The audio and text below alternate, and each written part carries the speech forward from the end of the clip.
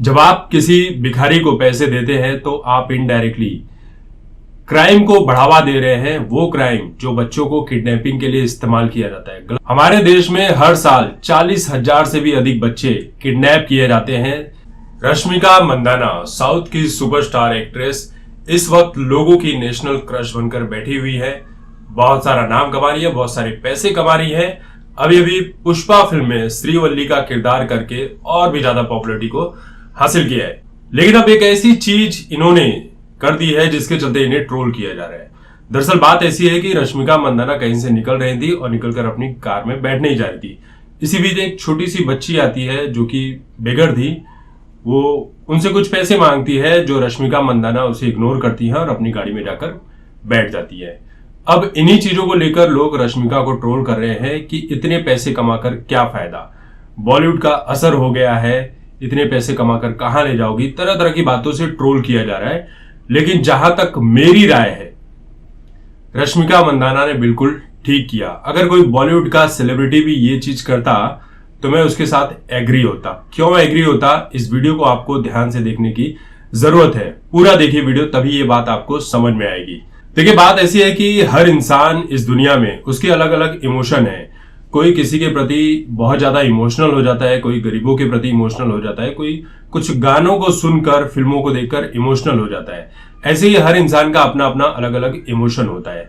तो रश्मिका के साथ जो उस बच्ची का जो भी हुआ, उसे देखने के बाद कुछ लोग भाई इमोशनल हो गए, कुछ लोग गुस्सा हो गए कि रश्मिका ने ऐसा क्यों किया।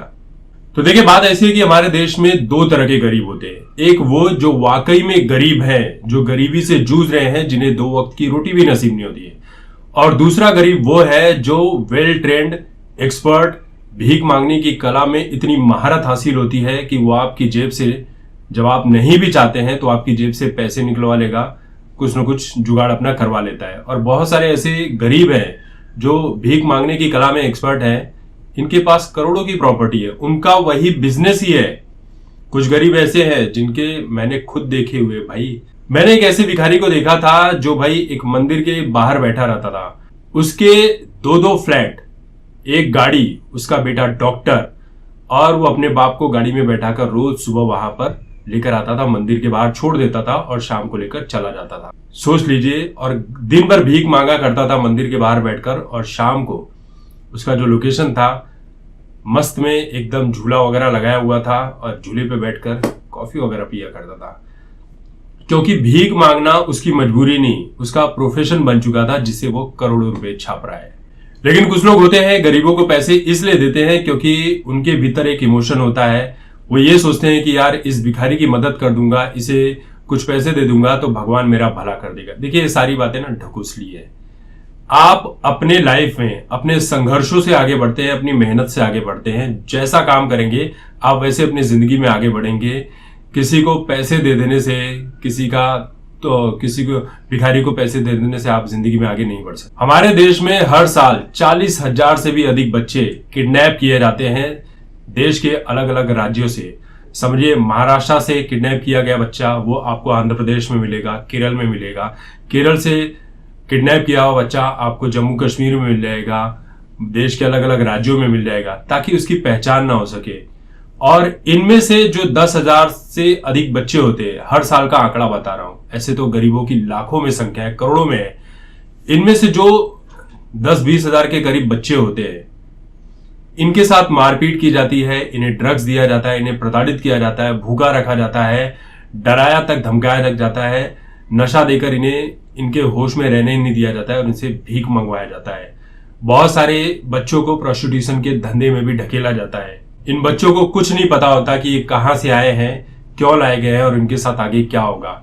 एक बार किडनैप हो गए तो भीख मांगते मांगते पूरी जिंदगी निकल जाती है और ये कहीं भाग नहीं सकते हैं, क्योंकि ये जहां पर भी जितने भिखारी होते हैं, इन पर नजर रखने वाला एक न एक उस गैंग का जो मेंबर होता है, उस सब कुछ पूरे दिन का डेटाबेस बनाता है।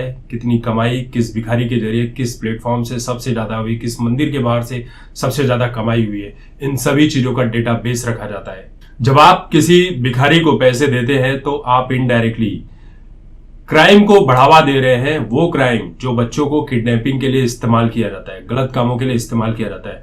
अगर आपके मन में कुछ है तो आप पैसे कभी मत दीजिए। आप उस गरीब बच्चे को कुछ खिला दीजिए, अगर आपके अंदर इतना इमोशन है। मैं भी वही करता हूं, मैं पैसे कभी नहीं देता। क्यों नहीं देता वो सुनिए। तो देखिए, बात ऐसी है कि मुंबई से सटा हुआ एक जगह है मीरा रोड। मीरा रोड में मैं मीटिंग के लिए किसी का वेट कर रहा था और थोड़ी देर के लिए मैं एक होटल के साइड में जाकर जस्ट खड़ा हुआ था कि वो आए बंदा और हम फिर अंदर जाकर मीटिंग वगैरह कर सके। फिर उसके बाद क्या हुआ, एक छोटी सी बच्ची आती है, पैसे मांगती है। मैं उसे पैसे नहीं देता, मैं बोला जो चाहिए भाई, खाना है जो तुझे वो खा ले। उसको मैंने फ्रूटी दिलाई, वड़ा पाव दिलाया, 20 रुपए दिए और उसको बोल दिया ठीक है और कुछ चाहिए? बोलती नहीं कुछ नहीं चाहिए भैया, बस इतना बहुत है। मैं वहीं पर खड़ा था और मुश्किल से 1 या 2 मिनट हुए होंगे, इतने में 2-3 गरीब औरतें बगल में बच्चे को चिपकाए हुए, किसी के सर पर पट्टी बंधी हुई है, किसी के हाथों में बैंडेज लगा हुआ है और ये सब कुछ नकली होता है, ब्लड वगैरह सब कुछ, ये पूरा सिस्टम तैयार किया जाता है। आपको भी पता है, सबको पता है, बहुत सारे लोगों को नहीं पता है। जो छोटे बच्चों को इस तरह से चोट में देखते हैं तो दया खा जाते हैं, लेकिन ये सब झूठी चीजें होती है। उसके साथ 10-20 बच्चे आ गए। अब मेरे लिए प्रॉब्लम हो गई, लेकिन मैं बड़ा इमोशनल हुआ करता था उस टाइम पर। मैंने सभी बच्चों को, किसी को 2 रुपए, किसी को 4 रुपए, 5 रुपए ऐसे दिए और फिर उनको वहां से भाई विदा किया कि जाओ भाई, सब खुश होकर निकल गए। लेकिन फिर लगभग 15-20 दिन बाद उसी जगह पर वापस मेरा आना हुआ और वापस से जिस बच्ची को मैंने वो फ्रूटी वगैरह दिए थे, वो बच्ची पास में आती है और बोलती है भैया मैं आपको पहचान गई, आज आप क्या दिलाओगे? मैंने कहा पहचान गए मतलब? बोले आपने मुझे पैसा दिया था, फ्रूटी दिया था, ये दिया था। बताइए इनकी मेमोरी कितनी तेज है। अगर ये पढ़ाई करते तो न जाने कहाँ होते, लेकिन कहाँ से किडनैप कर लाए गए थे ये इन्हें खुद भी नहीं पता था। ये उनकी अपनी किस्मत है, अपनी मजबूरी है। फिर उसके बाद मैंने कहा चलो ठीक है, इसे उस दिन भी मैंने कुछ न कुछ दे दिया और उसके साथ 2-3 बच्चे और भी थे। मैंने उस बच्ची से पूछना शुरू किया कि तुम्हारा नाम क्या है, कहाँ रहती हो, तुम्हारे मम्मी पापा कहाँ हैं? तो पीछे खड़ा एक शख्स था, उसने मुझे बोला ए क्या रे शणे, जास्ती तेरे को समाज सेवा करने का शौक चढ़ेला है क्या? मैं बोला क्या हो गया भाई, तुझे क्या हो गया? बोलता है ये लोग के चक्कर में पढ़ने के का नहीं, पैसा दिया तो दे, नहीं तो वटक ले इधर से, नहीं तो दूसरी बार इधर दिखेगा नहीं तू। मैं समझ गया भाई कि इनकी पूरी गैंग यहीं आसपास घूम रही है। यहां रुकने का मतलब बहुत कुछ हो सकता है और पुलिस वगैरह में जाने का तो कोई मतलब ही नहीं पड़ता है। क्यों नहीं पड़ता, ये बात आप अच्छी तरह से जानते हैं। हमारे देश में ये जो कारोबार फैला हुआ है, ये बहुत ही सिस्टमेटिक तरीके से फैला हुआ है, जिसमें हर कोई शामिल होता है। इस देश के अच्छे अच्छे नेता शामिल है, क्योंकि इनके देख रेख के बिना ये कारोबार फैल ही नहीं सकता है। बॉलीवुड में भी ऐसे बहुत सारे लोगों के नाम सामने आ चुके हैं, लेकिन सबूत किसी के खिलाफ नहीं मिला। फिर दूसरी घटना के बारे में बताता हूं कि दादर इलाके में, ईस्ट में, मैं किसी का वेट कर रहा था। हमें कहीं जाना था वापस मीटिंग के लिए, तो वहां पर वेट कर रहा था। इतने में एक फटे हाल भिखारी आता है वहां पर और बोलता है साहब कुछ खाने के लिए दो ना, कुछ खाऊंगा। बोला कि चल तुझे वड़ा पाव खिला देता हूँ। बोला नहीं, मेरी फैमिली वाले भी उधर है, उनको भी खिला दूंगा। बोला चल ठीक है यार, कहाँ इसके पीछे जाऊं, और मेरे पास छुट्टे वगैरह थे नहीं। मैंने उसे 50 रुपए दे दिए। अब न जाने मेरे दिल में क्या आया कि मैंने जब 50 रुपए दिए तो वो जा रहा था, तो मैंने उसका पीछा करना शुरू कर दिया कि देखिए ये पैसे लेकर जाता कहाँ पे है। तो कुछ 100 मीटर की दूरी पर उसका पीछा करते हुए गया मैं और देखा मैं तो वो एक ताड़ी माड़ी बिक्री केंद्र में घुस गया। ताड़ी माड़ी एक वो शराब का प्रकार है जो एकदम गरीब दबे कुचले टाइप के लोग होते हैं, उनके लिए सस्ती दरों पर 10 रुपए, 20 रुपए, 50 रुपए में ग्लास के हिसाब से, कईयों के हिसाब से वहां पर परोसी जाती है। बहुत ज्यादा नॉलेज नहीं है मुझे, मैं कोई बेवड़ा नहीं हूं। तो उसके साथ मैं भी भीतर घुस गया। भाई साहब यकीन कीजिए, वहां पर इतनी बदबू थी, उससे बेहतर है कि किसी गटर में जाकर अगर डुबकी मार लो ना तो वो भी बर्दाश्त हो जाएगी, लेकिन वो ताड़ी माड़ी बिक्री केंद्र की बदबू बर्दाश्त होने के बाहर थी। मुझे ऐसा लगा कि मैं किस झुंड में आ गया हूं, यहां पर आया हूं, किसी की आंखें बड़ी, कोई नशे में, कोई किस तरह से बैठा हुआ है। ऐसा लग रहा था KGF के वो गुंडे हैं, सब बैठे हुए हैं, जैसा पुष्पा फिल्म में आपने देखा होगा, जो सब गुंडे थे, सब आधे से ज्यादा उसी तरह के लग रहे थे। मतलब यहां से निकलने में ही भलाई है।